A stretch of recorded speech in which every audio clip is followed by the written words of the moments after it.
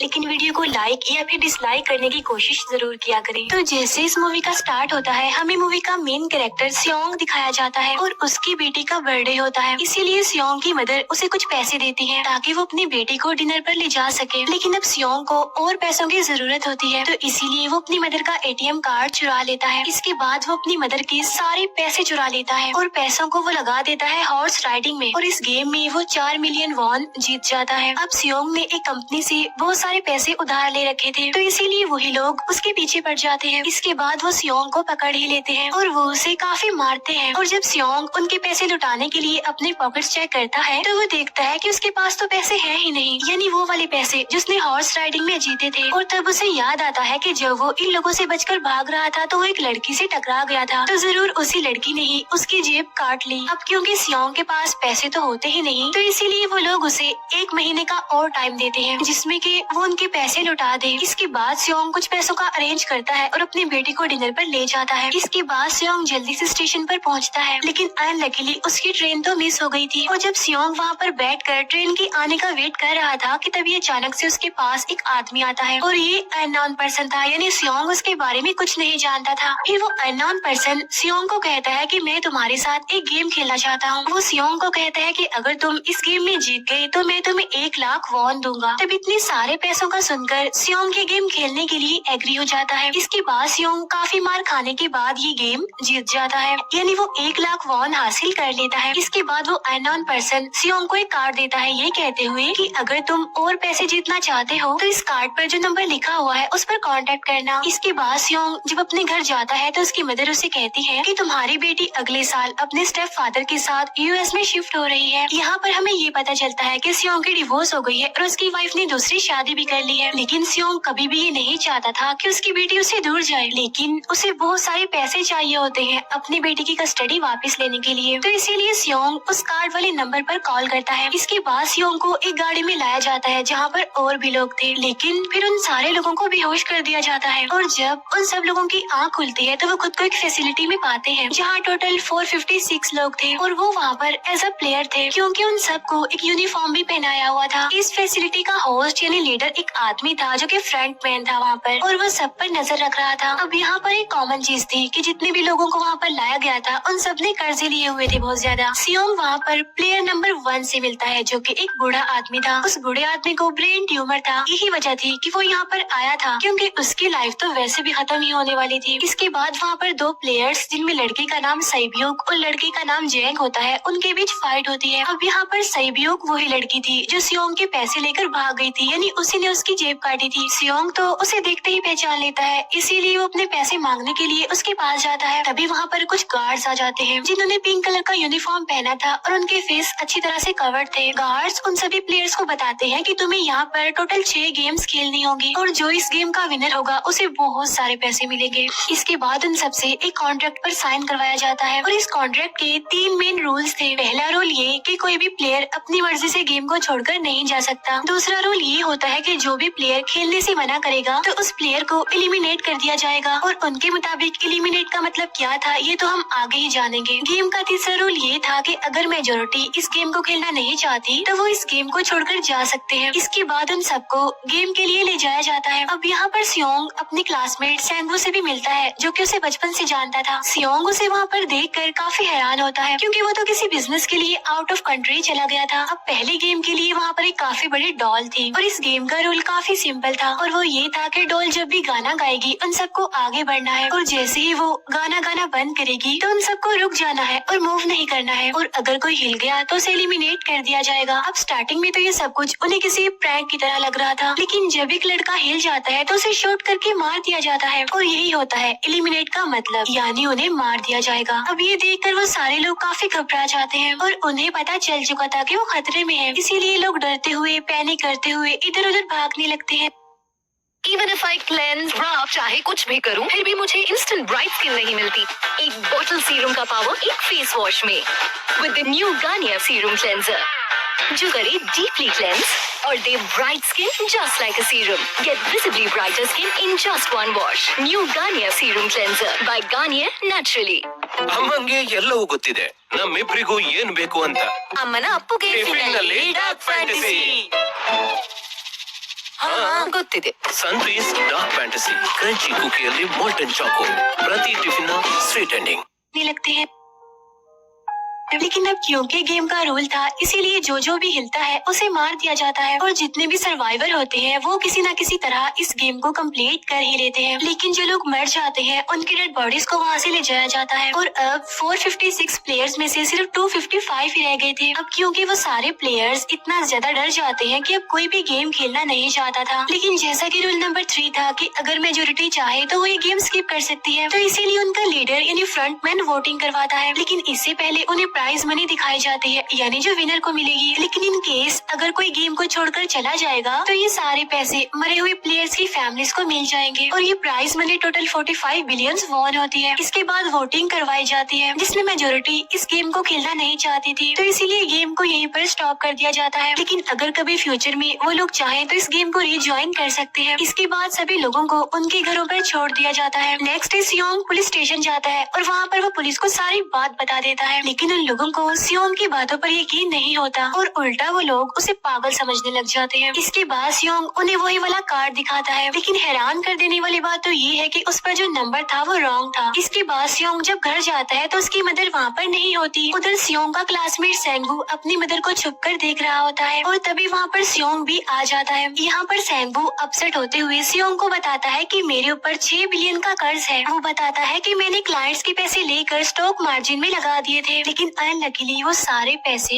डूब गए। और तभी सियोंग के पास हॉस्पिटल से कॉल आती है। सियोंग की मदर का पाँव काफी इंजर्ड था, लेकिन डायबिटीज का ट्रीटमेंट ना होने की वजह से उनकी चोट और ज्यादा बढ़ गई। तब डॉक्टर सियोंग को बताते हैं कि तुम्हारी मदर का ट्रीटमेंट हो सकता है, लेकिन इसके लिए हमें इनका पाँव काटना होगा। लेकिन इस ऑपरेशन में बहुत सारे पैसे लगने वाले थे, लेकिन जाहिर सी बात है सियोंग के पास इतने पैसे तो होते नहीं। इवन उसने तो अपनी मदर के इंश्योरेंस के पैसे भी उड़ा दिए थे। तब इसीलिए सियोंग पैसे मांगने के लिए अपनी वाइफ के पास जाता है, लेकिन उसकी वाइफ उसे पैसे देने से इनकार कर देती है। फिर उसकी वाइफ अपने हस्बैंड को बताती है कि सियोंग आया था पैसे मांगने के लिए और तभी उसका हस्बैंड सियोंग को पैसे देने आता है। साथ साथ उसे ये भी कहता है कि मेरी फैमिली से दूर रहो। लेकिन सियोंग उसे मारने लगता है और तभी उसकी बेटी भी वहाँ पर आ जाती है। इसके बाद सियोंग का एक फ्रेंड अपने बॉस के पास पैसे मांगने जाता है, लेकिन उसका बॉस उसे पैसे देने से मना कर देता है, तो इसीलिए उन दोनों के बीच फाइट होने लगती है। इस फाइट के दौरान उसके बॉस का हाथ मशीन में आ जाता है, तो मौके का फायदा उठाकर सियोंग का फ्रेंड पैसे लेकर वहाँ से भाग जाता है। फिर इसके बाद सियोंग का फ्रेंड अपने घर आकर अपनी वाइफ को कहता है कि पहली फ्लाइट लो और जाओ यहाँ से। इसके बाद सईब्यूक एक एजेंट से मिलती है, क्योंकि उसने अपनी मदर को नॉर्थ एरिया से साउथ एरिया में लाना था। सईब्यूक वही लड़की जिसने सियोंग की जेब काटी थी, लेकिन यहाँ अपनी मदर को लाने के लिए सईब्यूक को बहुत सारे पैसों की जरूरत थी। अब सईब्यूक का एक छोटा भाई भी होता है जिससे उसने प्रॉमिस किया होता है कि मैं मदर को जरूर ले आऊंगी। इसके बाद हमें एक ऑफिसर दिखाया जाता है और इस ऑफिसर का भाई कुछ टाइम से मिसिंग था, इसीलिए वो ऑफिसर अपने भाई के घर जाता है, जहाँ उसे पता चलता है कि उसका भाई तो पिछले कुछ दिनों से अपने घर पर भी नहीं आया। और जब वो ऑफिसर घर को चेक कर रहा होता है तो उसे एक कार्ड मिलता है वहाँ पर, और इस ऑफिसर ने सेम ऐसा ही कार्ड पुलिस स्टेशन में सियोंग के पास भी देखा था, तो इसीलिए वो ऑफिसर सियोंग के पास जाकर उससे इस बारे में पूछता है, लेकिन सियोंग उसे कुछ नहीं बताता। इसके बाद सियोंग जब अपने घर जाता है तो उसे वो कार्ड दोबारा मिल जाता है वहाँ पर। अब सियोंग डिसाइड करता है कि वो दोबारा से उस गेम को ज्वाइन करेगा, इसीलिए सभी प्लेयर्स को एक शिप के पास ले जाया जाता है। इधर ही वो ऑफिसर भी गाड़ियों का पीछा करते हुए उस शिप तक आ जाता है। वो एक गार्ड को मारकर उसे पानी में फेंक देता है। इसके बाद उन सभी प्लेयर्स को एक आइलैंड पर मौजूद फैसिलिटी में लाया जाता है। अब यहाँ पर उन्हें जरा भी अंदाजा नहीं था कि अगला गेम कौन सा होगा और उसे कैसे खेला जाएगा। इसके बाद वो लोग अपनी अलग अलग टीम्स बना लेते हैं। रात को सईब्यूक और उसकी फीमेल फ्रेंड वॉशरूम जाते हैं। यहाँ पर सईब्यूक गार्ड्स की नजरों से बचते हुए उस फैसिलिटी को एक्सप्लोर करने लगती है। तभी वो देखती है कि गार्ड्स बड़े बड़े बर्तनों में कुछ बना रहे हैं,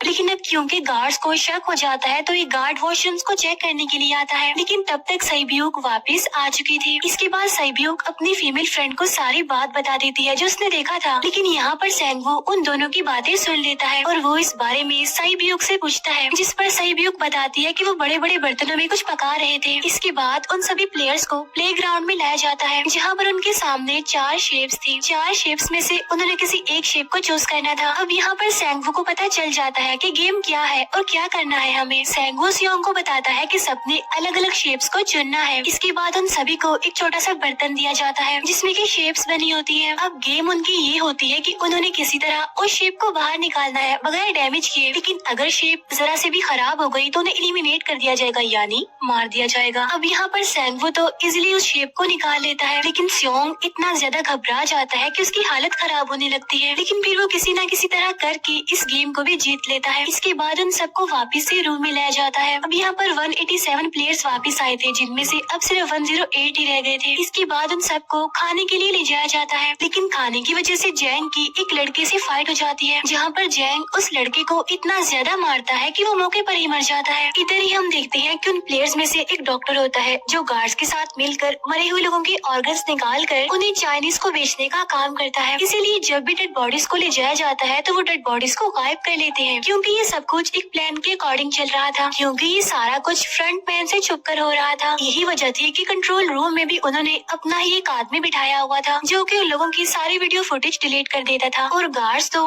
डॉक्टर को गेम के बारे में पहले ही बता देते थे ताकि वो सरवाइव कर सके। यहाँ पर एक गार्ड उसी प्लेयर डॉक्टर को बताता है कि आज हमने प्लेयर्स को जानबूझकर खाना कम दिया है ताकि वो आपस में लड़ने लगे, जिससे होगा ये कि सारे वीक प्लेयर्स गेम से आउट हो जाएंगे। साथ ही गार्ड डॉक्टर को अपनी अगली गेम के बारे में बता देता है। अब 30 मिनट के बाद वहाँ पर लाइट्स ऑफ होने वाली थी। अब यहाँ पर सेंगवू को पता था कि सियोंग की टीम जरूर कोई उल्टा काम करेगी, इसीलिए वो उस टीम को अपने पास बुलाकर उन्हें रिलैक्स रहने के लिए कहता है। उधर वो जो डॉक्टर प्लेयर होता है वो जैंग की टीम में शामिल हो जाता है। यहाँ पर डॉक्टर जैंग को बता देता है कि अगला गेम क्या होने वाला है। इसके बाद लाइट्स ऑफ हो जाती है और जैंग अपनी टीम के साथ मिलकर बाकी सभी को मारने लगता है। जैंग एक लड़की को मारकर सईब्यू को मारने जाता है, लेकिन तभी सियोंग उसे बचा लेता है। इसके बाद गार्ड्स वहाँ पर आकर उन सभी को रोक लेते हैं और अब टोटल 80 लोग रह गए थे। इसके बाद उन सभी को तीसरे गेम के लिए ले जाया जाता है और यहाँ पर उन्हें 10-10 प्लेयर्स की एक टीम बनाने के लिए कहा जाता है और वो लोग ऐसा ही करते हैं, अपनी अपनी टीम बना लेते हैं। अब क्योंकि जैंग को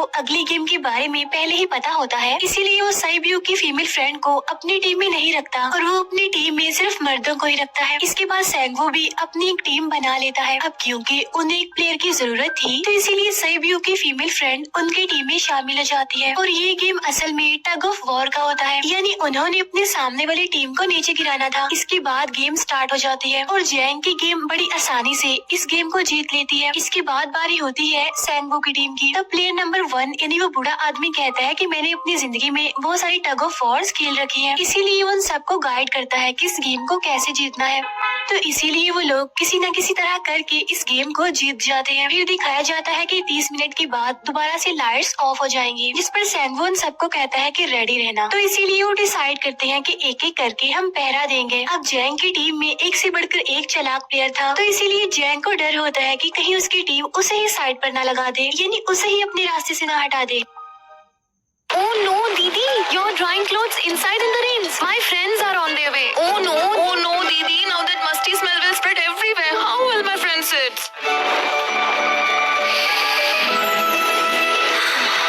This is Comfort. Its fragrance pearls remove the musty smell completely and keep clothes fresh even during rains. ನೀವು ಟೀ ತಗೋತೀರಾ? ಬೇಡ. ನಾನ್ ತಗೋತೀನಿ. ತಮ್ಮ ಈ ತರ ಎಲ್ರನ್ನೂ ನಂಬಾರ್ದು. ಅಕ್ಕ, ನಾವು ನೋಡಿ ಮನಸ್ಸು ಮಾಡೋರಲ್ಲ, ಸುವಾಸನೆಯಿಂದ ಕಂಡು ಹಿಡಿತೀವಿ ಕೆಟ್ಟದು ಯಾವುದು ಒಳ್ಳೇದು ಯಾವುದು ಅಂತ. ನಾನು ತಗೋತೀನಿ ಬ್ರೂಕ್ ಬಾಂಡ್ ರೆಡ್ ಲೇಬಲ್, ಆತ್ಮೀಯತೆಯ ಸ್ವಾದ.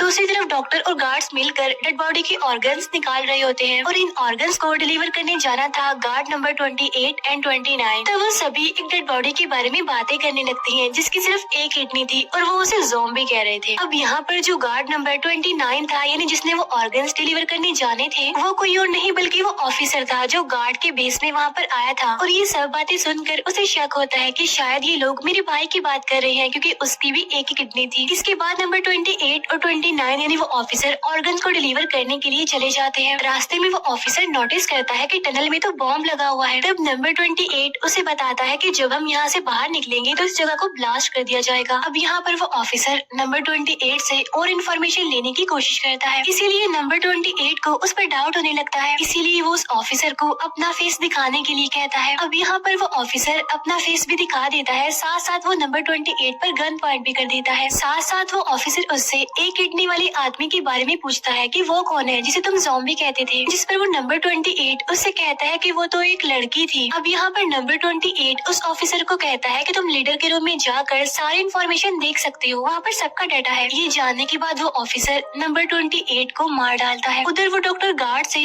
अगली गेम के बारे में पूछता है, लेकिन इस बार गार्ड्स को भी अगली गेम के बारे में पता नहीं होता। तब इसीलिए डॉक्टर को गुस्सा आ जाता है और वो एक गार्ड को पकड़ लेता है और उनकी फाइट होने लगती है। इसी फाइट में डॉक्टर उस गार्ड को मार कर वहाँ से भाग जाता है। इसके बाद एक गार्ड भी उसका पीछा करता है और वो दोनों प्लेग्राउंड में आ जाते हैं। यहाँ पर गार्ड डॉक्टर को अपनी बातों में फंसा कर उसे मारने वाला होता है, लेकिन तभी लीडर इन्हीं फ्रंटमैन आकर उसे मार डालता है और बाद में वो उस डॉक्टर को भी मार डालते हैं। साथ साथ इन्हीं वहीं पर नंबर 28 की डेड बॉडी भी मिल जाती है, जिससे इन्हें ये पता चल जाता है कि फैसिलिटी में कोई घुस गया है। उधर वो ऑफिसर लीडर इन्हीं फ्रंटमैन के रूम तक पहुंच जाता है। तो वो चेक करते करते एक ऐसे रूम में जाता है जहाँ पर सबके रिकॉर्ड्स थे, और जब वो ऑफिसर रिकॉर्ड चेक कर रहा होता है तो उसे सभी विनर्स की एक लिस्ट मिलती है, जिसमें उसके भाई का भी नाम था, यानी वो भी कभी विनर था। उधर सभी प्लेयर्स को 4th गेम के लिए ले जाया जाता है, जहाँ पर उन सबको अपना अपना पार्टनर चुनने के लिए कहा जाता है, और वो प्लेयर्स करते भी ऐसा ही है, अपना अपना पार्टनर चुन लेते हैं। सही पीयूक की फीमेल फ्रेंड भी अपना पार्टनर ढूंढने की कोशिश करती है, लेकिन कोई भी उसका पार्टनर बनने को तैयार ही नहीं था। इसके बाद सभी प्लेयर्स को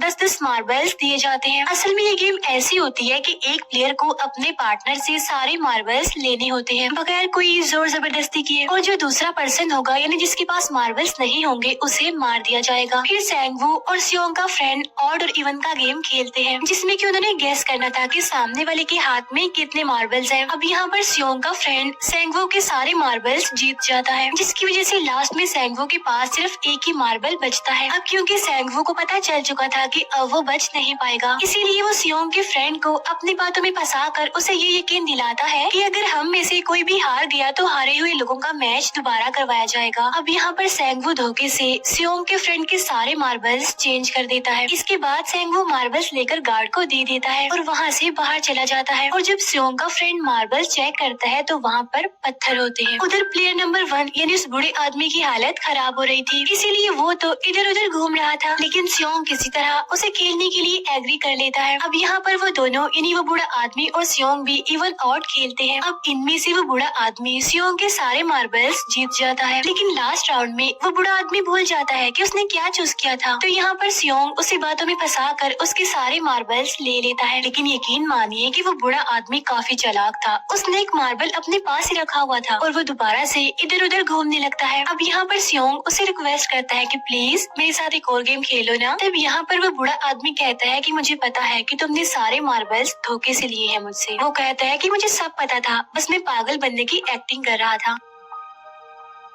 तभी सुनकर सियोंग को उस पर तरस आ जाता है और वो उसे ही सारे मार्बल्स दे देता है। उसके बाद सैब्यूक और उसकी फीमेल फ्रेंड भी गेम खेल रहे होते हैं। उनकी गेम ये होती है कि जो मार्बल्स को दीवार के ज्यादा करीब फेंकेगा वही जीतेगा। पहले सैब्यूक अपने मार्बल्स फेंकती है, लेकिन जब सैब्यूक की फ्रेंड की बारी आती है तो वो अपने सारे मार्बल्स फेंक देती है। लेकिन जब सैब्यूक ये देख लेती है तो वो अपने फ्रेंड को दोबारा फेंकने के लिए कहती है, जिस पर उसकी फ्रेंड कहती है कि नहीं सैब्यूक, मैं बिल्कुल अकेली हूँ, मेरे पीछे तो कोई भी नहीं है, लेकिन अगर तुम्हें कुछ हो गया तो ये अच्छी बात नहीं है, तुम्हारे पीछे तुम्हारा छोटा भाई है, तुम्हारा वेट कर रहा है वो। और इसी वजह से सैब्यूक की फ्रेंड को मार दिया जाता है। इसके बाद उन सबकी डेड बॉडीज को वहाँ से ले जाया जाता है। इसके बाद वो सब वापिस से रूम में आ जाते हैं। यहाँ पर जैंग देखता है कि सैब्यूक की वो वाली फ्रेंड तो अभी तक जिंदा है, जो कि बड़ी आराम से बैठी हुई थी। अब यहाँ पर हमें पता चलता है कि सैब्यूक की ये वाली फ्रेंड जैंग की भी फ्रेंड थी, लेकिन अब क्योंकि उन दोनों के बीच किसी बात को लेकर क्लैश चल रहा था तो इसीलिए जैंग की वो फ्रेंड उसे बुली करने लगती है। इसके बाद फ्रंटमैन को एक डेड बॉडी के पास उस ऑफिसर का आईडी कार्ड मिल जाता है। तभी फ्रंटमैन को पता चलता है कि उसके सारे वीआईपीज आ चुके हैं, तो इसीलिए फ्रंटमैन उन्हें लेने के लिए चला जाता है। फिर सारे वीआईपीज को